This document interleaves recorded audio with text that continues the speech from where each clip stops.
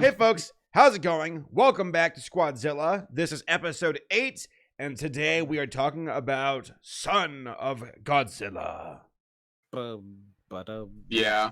People, let me tell you about my best friend. Yeah, because you guys remember, like, this is a throwback for everyone who watched Cartoon Network and Nickelodeon in the early 2000s and 90s, and they had that Son of Godzilla commercial with him, and it's like, it takes a real man to be a dad.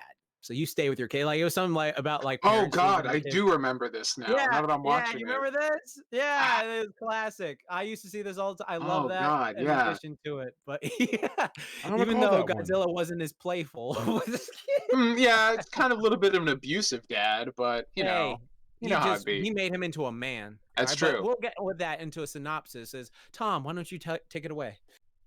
So, Son of Godzilla revolves around a reporter because all these movies seem to revolve around a They reporter. really of some do. point. I was gonna bring that up. There's always reporters. Yeah, it's very. I mean, I guess a reporter has an excuse to go towards the monsters as opposed to running away from them like a sane Fair, person would. fair. So I guess that works in these movies' favor.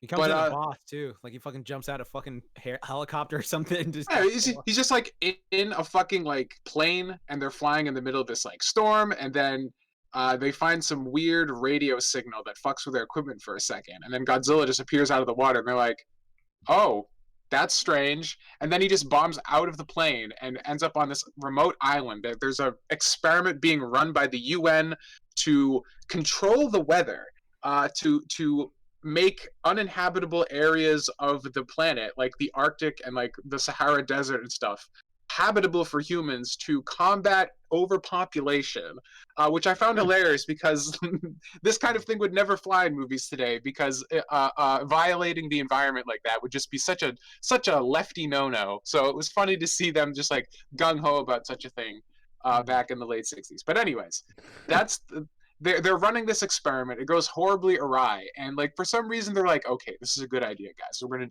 We're gonna set off this like explosive that like makes everything really cold, and then we're just gonna detonate a nuke in the like up in the atmosphere to like balance everything out and cool things down on the super hot island we're on. For some reason this is like, yeah, this is a great idea. Let's definitely do it.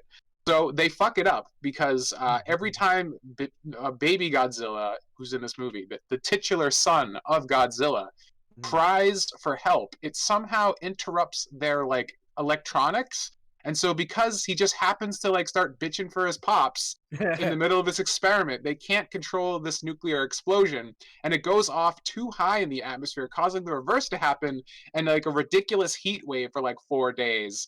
And all the monsters that were on the island, like these like giant praying mantis that were like man-sized, become kaiju-sized and start terrorizing everything.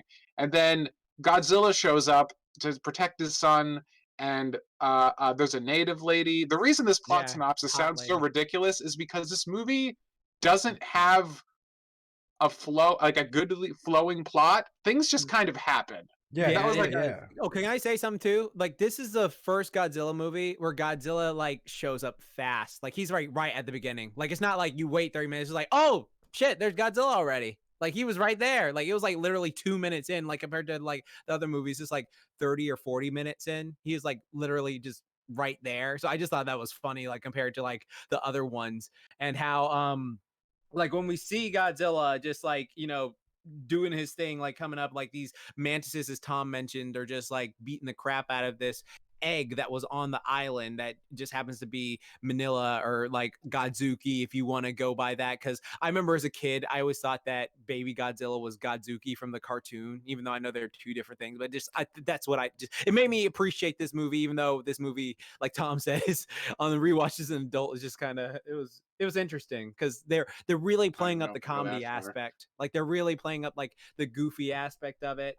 Like, I will say this, like, every time Godzilla was on screen with his like son, and then they were like just doing stuff, I was laughing my ass off, just like his son's like acting like such a baby. Like, I don't want to fucking shoot fire, Dad. It's like, boy, if you don't fucking, I'm gonna slap you upside your head if you do not shoot. He's like, Dad, fine, whatever. Raise his hands to his son like 3 times, just like, dude, I will fucking beat the shit out of you. I'll slap some sense in you, like, boy.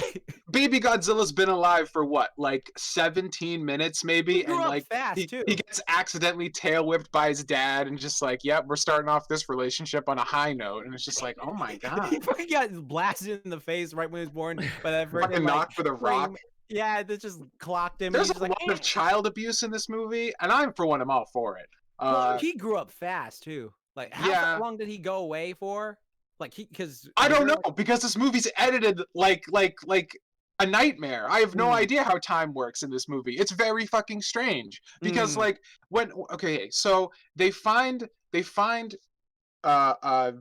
big Kamacuras, the mantis monsters, and like it's the lead scientist guy and our intrepid reporter, who's just like a happy-go-lucky, goofy, like, I'm not aware of any of the danger I'm in because I'm a spunky guy who wants to do things, you know, that kind of stereotypical character. And so they're just like watching these 3 Kamacuras monsters beat the shit out of this egg, and they're like, oh my god, what's going on? And then that scene just ends, and we cut to them like examining the equipment that's been damaged from that heat wave they accidentally caused. And it's like, okay, is everything all right? Is the equipment good? Maybe we should run some more tests, blah, blah, blah. We cut away, and then like we see this like weird native woman show up in a tree who's like stealing their underwear because I don't fucking know why. And then, so we have this whole scene at night, right? And then we cut back to the day, and those 2 characters that were back at the home base are back where they were before, watching the egg continue to get smattered. And it's like, is this like the next day? Have they been like beating the shit out of this egg for like 24 hours and weren't able to break it? Or was this scene like cut and put in the wrong place? This feels like a continuation of that previous scene, but we had a whole other thing happen in between. And I'm just like, what is happening? And this movie does that all the time. Things just happen. And it's very fucking bizarre. No, I want to know Saber's thought, because like this is your first time ever watching it. So like, what was your like initial like thoughts on it? Yeah, and I'm just taking it all in with what you all are saying, because it, to me, this was like, I don't know, the moment where I'm like, yeah, this is pretty different from Godzilla 54 by quite a bit. But this is a very different, because I remember being told by you all in the past before we committed to a podcast. I remember watching Godzilla-thon with James Rolfe, and how there will be eventually an overhaul for Godzilla a couple of times, and that this seems to be the era of like where he used to be more of a monster, a force of nature, nothing really resembling a human personality, just a lumbering giant who's just, you know, moving through a city or a town or whatever. Now we're starting to see more of Godzilla's personality, and having a son, I guess, is relatable, but it's something where I'm like, do I want to draw that relation to Godzilla? It feels corny and cheesy, and I laughed at a few parts, and the interactions between him and his son. So is Godzuki from the animated show not the same as Son of Godzilla, or what's Godzilla? Apparently, they're different from what I was told. Yeah, Godzilla like, fucks, bro. Yeah, Godzilla fucks, or like hopefully he's not like the freaking Matthew Broderick one. That's a lot of fish. We just don't know, and that's really the strange. That's what I was thinking the entire time watching this movie, because like I hadn't. Okay, even as a child, I was like, all right. This, like, I remember going into Blockbuster, renting this movie, and even as a kid, it's like, this is fucking painful. Like, Dad, why did you let me rent this movie? And he's just like, if I had to suffer through it, you did too, son. I'm like, man, you're just as bad of a dad as Godzilla is in this fucking movie. But I was hoping that maybe watching it as an adult, there would be something I could glean from it, and it was just painful. Watching this movie is an exercise in frustration. I was just watching the little like time code tick down on VLC the whole time, being like, oh my god, there's still a half an hour. Oh my god, there's still 45 minutes. What else can they even fucking do?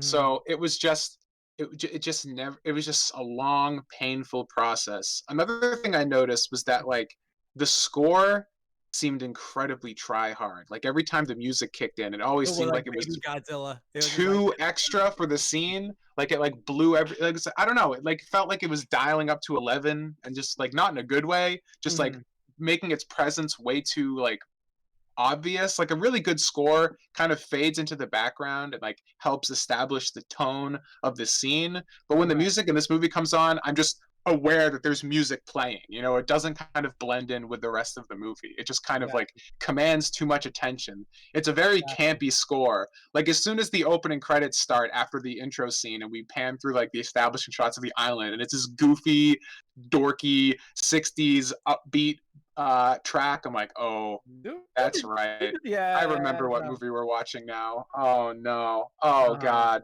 Yeah, exactly.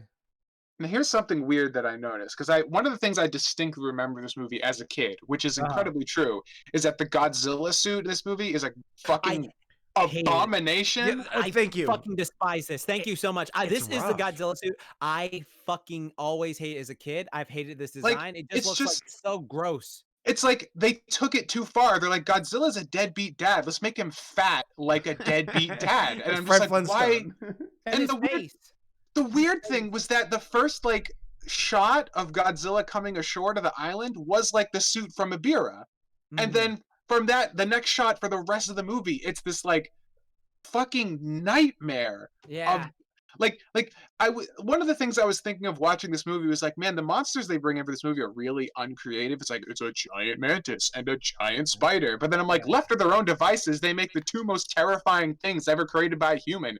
This Godzilla suit and Son of Godzilla are both the ugliest things ever crafted by mankind. So please just make a big spider. At least it's supposed to be ugly. You know?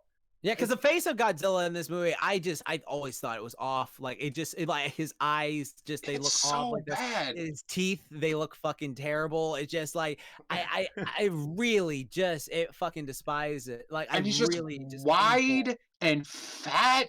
He's got like a beer gut, and it's just like, what happened? Because like you see the baby Godzilla first, right? Yeah. And like the reporter guy's me like, it's a baby Godzilla, and I look at it I'm like, that looks nothing like Godzilla. And then Godzilla shows up. I'm like, oh, I guess it kind of looks like this fucking nightmarish interpretation of Godzilla. I guess you could kind of make the connection if this is what you think Godzilla looks like. Exactly. It's like a 5-year-old's fan art brought to life. Is really what this suit looks like. That's a good way to put it, by the way. It's so fucking bad. Exactly. And yeah, it's because like I thought, because they use a couple different suits from like throughout the 60s and 70s movies and like most of the Showa stuff. And the one in like Ibira is probably like my second favorite of like the 3 or 4 they use. This one is just such a step down. I want to know what happened, because they used the last suit. Did like something happen while filming and they had to make a new suit, and they had like, you guys have 2 days and $5 to make this suit, and like this was the result? Because it's gross, dude. It's just fucking gross. Does Godzilla's son have an official name for like Manila? Yeah, I think in the dub they called him Minya, but Minya, and in the dub, in the subs it's Manila. Yeah, from what I understand. But everyone else just got to.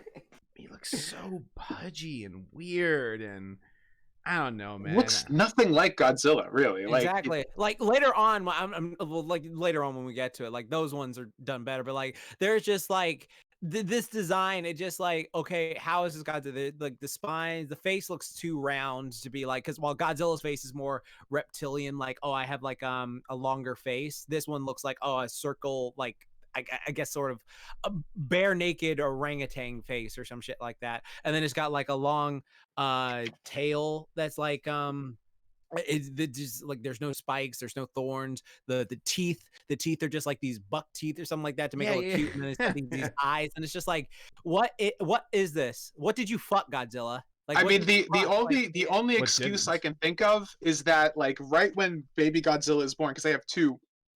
They have the suit, which is in the most of the movie when he gets bigger. But like right when he hatches, it's this ugly little puppet. Yeah, that puppet shit. The first thing that happens to that puppet is gets hit in the face by a rock with Kamacuras. I'm like, maybe that just caused permanent facial deformations, and that's just what we're dealing with now. Because that's the only excuse I can think of. Other than that, improve the movie. You know, like exactly. Yeah, exactly.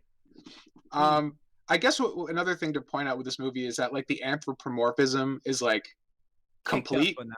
Like Godzilla is a person, Manila is a person. Like there's no getting around that. Like they're acting like human beings completely, you know. It's no longer any real obfuscation. and the native lady was really, I guess she's not a native lady, she like got wrecked or shipwrecked or something, like with her dad who's like back in like World War II or some shit, I guess, question Yeah. mark. She like, it felt almost like a King Kong kind of thing, like she's communicating with baby Godzilla and like feeding him fruits and shit and like doing some weird fucking call with her mouth and like knows how, it's a baby Godzilla was born and like within 3 seconds she like can communicate with it. I'm like, this isn't like you've been on the island dealing with this creature, like it just hatched and you're just able to like imprint on it and make this, have this relationship with it. Exactly. Very fucking weird, very fucking strange. Her whole character seemed completely unnecessary and superfluous. She didn't contribute anything to the plot really, other than knowing where the red water was. Even that was that's the whole thing. The plot in this movie is so bad because like 90% of what happens doesn't have any meaning, right? Like everybody falls sick except for our like protagonists, like the 2 or 3 main characters with some sort of weird disease, and they have to go to this like lake full of red water that can cure this disease, and like the lady who's been trapped on this island forever knows this. Right. And so it's just an excuse to have them watch Godzilla trying to teach his son how to breathe fire, because then they just scoop up the water, they bring it back, and everyone's instantly cured with no repercussion. So this entire plot point was just to serve a scene, but we've been cutting away to random scenes with no setup the entire movie. So why waste my fucking time like this? Right. It's very bizarre. It's such a bizarrely edited film where things just kind of happen. Like I remember, like they end up in this cave, right? Because this girl's been living in a cave, and Godzilla trashes their camp, so they move their equipment into the cave, and people will just run into the cave and be like, "This is the next scene that's happening. I'm sick." Thud, and flops over. No setup, nothing. That just happens, and then like they run in like, "Oh, the big spider Spiga! It's like it's outside. We can't get out," and it's just like. Yeah, now that's happening, and there's just no setup to these things. It's like literally somebody just, it's like almost like a sitcom. Someone enters the scene, something happens, and now we're just dealing with that scene. Right. It's a nightmare. Yeah, exactly. Like the only things I give this movie, because again, like I'm just gonna be real, like it was pretty hard to just get through this movie by itself. Like there were times I was tempted just to like fast forward and just like whatever, because like the only things I will say, like for myself, I got entertainment value of was like the anthropomorphism of the certain character, like Godzilla, like slapping his son or being like, "Boy, if you don't do this," that shit cracked me up because I had forgotten about it. Like the whole thing of like where he's just like, "Dad, I can't shoot fire, but I'm gonna step on your fucking tail," and he just does it. Like that had me. I rewound that scene like 3 times in a row because I was just like, "You did not do that." And then like when Milla's like crying like a baby, like throwing a tantrum, I was getting like freaking like Bobby Hill and Hank Pym, like, "Boy, Right. come on now!" Just like grabs Minya's tail and just drags him off the scene. But like even like that was like a good ending to a scene of like Godzilla just dragging his like bratty kid off, but then they cut so harshly to the next thing before they even get off screen, and it's just like the editing, like what are you guys doing? The editing was like pretty like trash in my opinion, like you've been saying through this whole movie. And then like I will say like the whole end sequence I did enjoy, like when they're like, you know, in the snow and stuff like that, and then they're like, you know, just hugging, and then you're like, oh, are they dying? Oh no, they're going into hibernation. I did enjoy just seeing that little aspect of like, okay, yeah, like you got me right there, just because that whole answer thing. And then also, I'm not gonna lie, that fucking like "people let me tell you about my best friend" commercial was running through my head the entire time. So I was just like, you're lucky, like you are lucky that marketing campaign saved you. That is the only reason you were saved, is because of that fucking marketing campaign. But yeah, like I've just been talking up a storm to me. So like, what about you, Saber? Yeah, just no, I'm having a lot of fun listening to you all talk, because like I was very curious to see what y'all would have to say about this one, because this one seems the most out there, the strangest so far. Though from what I'm told from you guys as well, that like it's gonna get even more insane as far as like plot points and things they introduce into the movies, and how it's like, yeah, Godzilla started as like this warning of nuclear war and the fallout of it, and then it becomes like, here's Godzilla's son, and then what's that one thing, Tom? The betas, not betazoids, that's from Star Trek. Shoot. Like, I remember you talked about like there was an alien species that wore like CDs on their eyes or something like that. you explained some really like obscure, random like plot point of like another Godzilla movie in the future and how out there it is. And I'm like, yeah, the plots get really weird. Like we're gonna have some strange aliens and stuff. Like the plot in this movie was pretty tame, even compared to like, you know, some of the other ones. Like Monster Zero, like there were no aliens coming down trying to cure cancer or anything like that. It was just like we're trying to control the weather.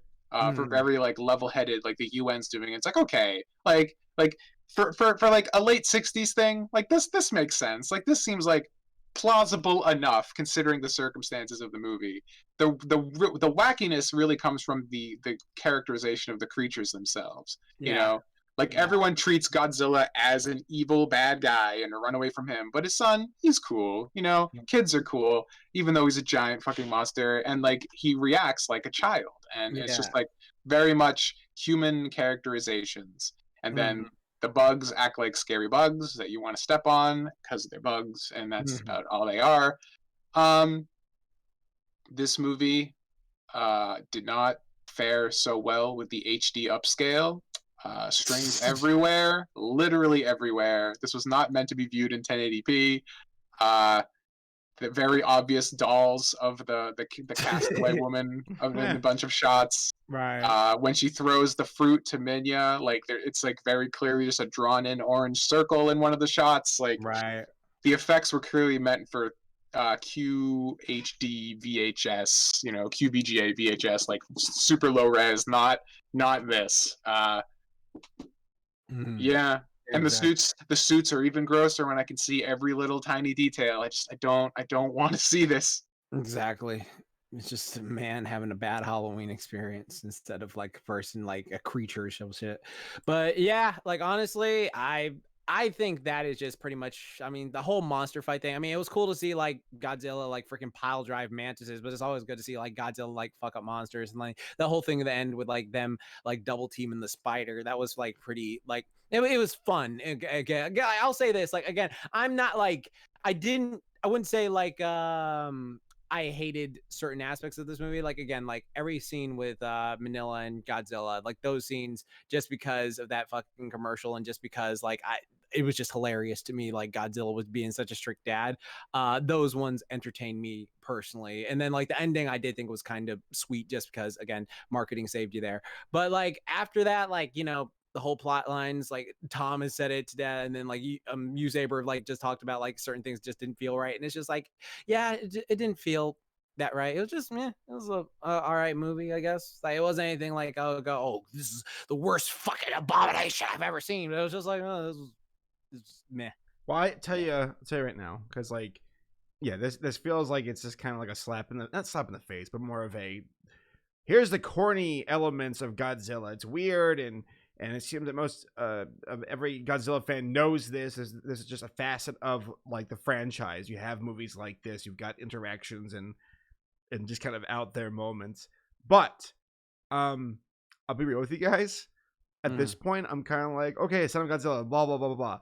Let's move on to the next one, because it's Destroy All Monsters, right? Yeah. That's the one I've been waiting to watch the most. Like this one is really fun. I watched this shit so many times. I think something that really sums up, because like I think maybe a common like kind of like counterpoint to everything we've been saying is like all these Godzilla movies from the '60s are weird. Why is this one so much like get so much flack? And it's like, I guess to me, the thing about all the other movies like before this one and after that are weird, or like look at all this weird shit happening to Godzilla. In this movie, Godzilla himself is the weird part. Yeah, you know? Yeah, he is. And that's really because like Godzilla is a monster in most of these other movies, surrounded by like weird fucking aliens and crazy plots and ridiculous technology. He's just a deadbeat dad, and like that's the weirdest part. In a series full of strange aliens and crazy robots, Godzilla like about to backhand his son is like the most off-putting thing in the whole series so far. God, I loved it. Oh, that was funny. Well, what should I be bracing myself for the next movie? Oh man, Destroy All Monsters is freaking. You'll see. That was one of my favorites as a kid. I loved it. Yeah. That's all I'll say. You'll prepare yourself for fun. I'm excited. All right. Well, anything else y'all want to say about Son of Godzilla, or should we wrap this up? Go on YouTube, type in frickin' Godzilla Good Dad commercial. It has the people, let me tell you about my best friend, and then say Squadzilla sent you there. Yeah. There you go. That's a fun The commercial. the Squadzilla that talks about The Godzilla. Squadzilla, not. See, we should have called it a positive. Whatever. I know. We got that in the comments. It's true. I already paid Yeah, for the whatever. assets. It's too late. All right, bye guys.